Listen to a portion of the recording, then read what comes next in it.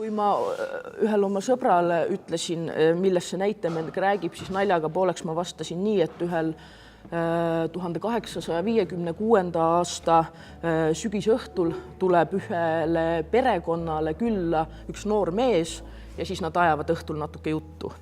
Et põhimõtteliselt see on see, mis näitemängus toimub. Midagi muud ei juhtugi, aga tegelikult selle jutuajamise käigus juhtub väga-väga palju. Ma otsisin teda tõesti kohe väga kaua.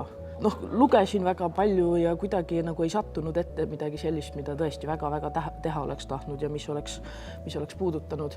Ja siis kuidagi täiesti juhtumisi sattus mulle ette üks lavakunstikooli 4. kursuse konspekt ja nagu arvata on 4. kursuse viimane hetk, et oli näha sellest konspektist, et need näitemängud olid üsna niimoodi diagonaalis loetud, sellepärast, et kõike tööd oli väga palju ja ei jõudnud omadega valmis, aga ühe näitemängu taha see oligi Perrolov Enquisti näitemäng, küll mitte see, mida ma praegu lavastan, olin ma ise endale suurelt jätnud märkme, et väga äge autor, seda tuleks kindlasti kunagi lavastada ja mitme hüüumärgiga.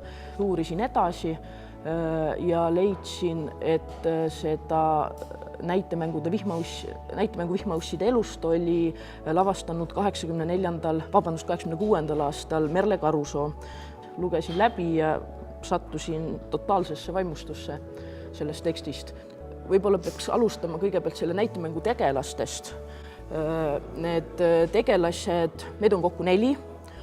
Üks näitlejanna Johanne-Luise Heiberg ja siis tema abikaasa, kes oli Taani kuningliku teatri alguses dramaturg, hiljem teatrijuht ja kes on Taani kultuurielus väga-väga olulisel kohal. Ma korra mõtlesin, et mis vastet nagu Eestis tuua, siis võib-olla mingis mõttes kõige lähedasem, mida nemad tähendavad Taani kultuurielule, võib-olla meil seal algusaegades a la perekond Koidula ja Papa Jansen näiteks. Et see on perekond, kuhu saabub see noormees sellel õhtul külla näitemängus ja seda noormeest tunnevad, ma arvan, kõik ka eestlased, sest tema nimi on Hans Christian Andersen.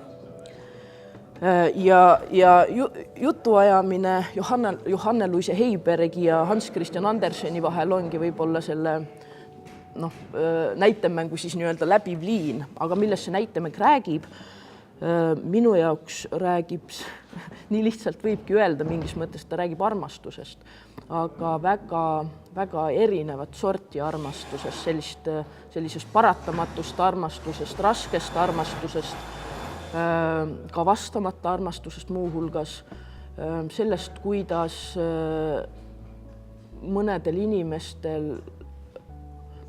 on oma elus jõudnud hetke, kus nad on võimetud armastama ja kuidas nagu sellistest situatsioonidest välja tulla või kuidas leida endas üles julgus ennast taas haavatavaks teha ja teisi inimesi endale lähedale lasta.